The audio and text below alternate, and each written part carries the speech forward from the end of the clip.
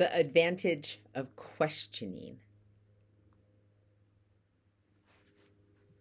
Just think about how much stuff we're told all the time to not question at all.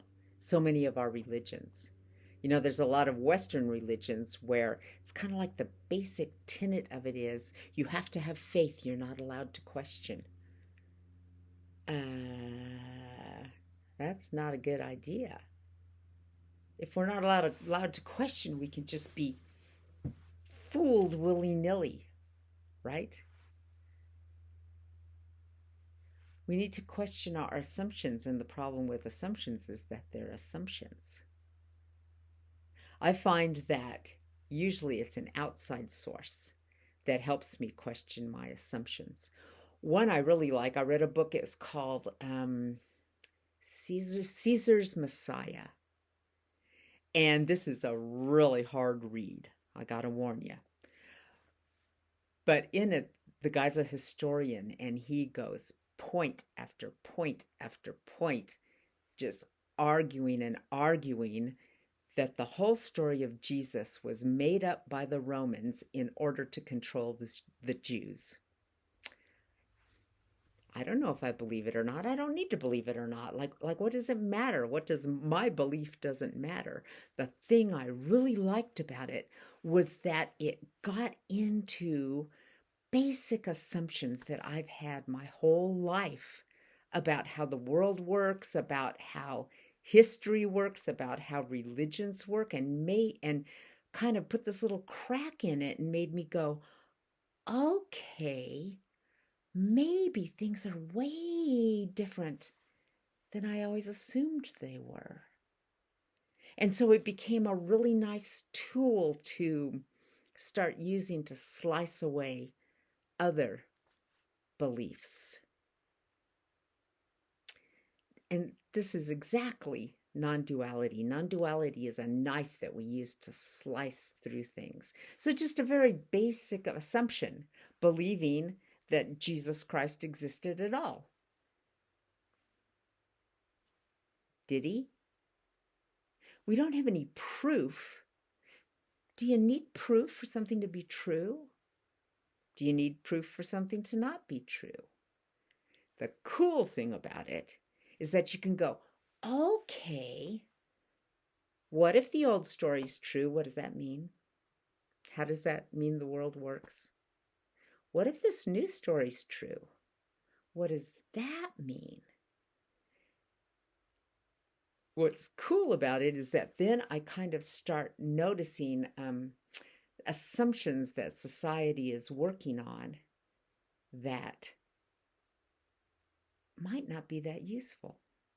Like, have you ever questioned the fact that love is good? That we need more love?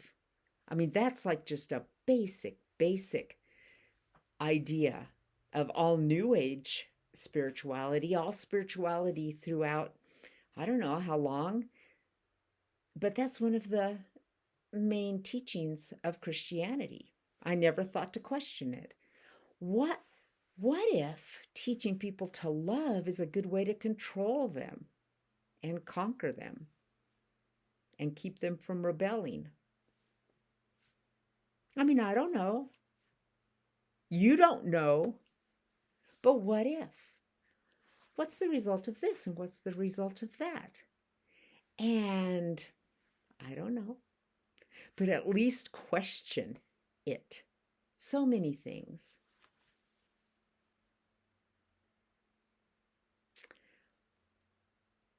Non-duality says if it's a thought, it's not real. Non-duality doesn't say that there's nothing that's real, just that if it's a thought, it's not real. So then we have to disentangle what's a thought and what's real. What's the difference? Is the thought about an apple different than the apple itself? Yes, it is. So we can just dive into this. And my recommendation is have some fun with it. There's no need to get all depressed and angry. And if you do that, I think you're falling into a trap. And there's also no reason to, be searching. It's like, no, it's like life is alive. You're alive. Use that to work through all these crazy, crazy things. Have some fun with the questioning. One of my very favorite things to do when I notice myself thinking about something is go, oh, what if it was the other way around? So that goes right to this story really, really easily. Did Jesus exist? What if it was the other way around? What if Jesus was actually invented by the Romans, never existed, and the purpose of it was to control the Jews? What would that mean? How would we be seeing that playing out? Now I'm like, oh yeah, hey, I believe this new thing. It's like, stop. Wait a second. What if it was the other way around? What if the stories of Jesus that we hear really are true? What would that mean? So, questioning. This is what non-duality really is telling us to do. Don't just blindly accept the bullshit that runs through your brain. Maybe that should be my new catchphrase.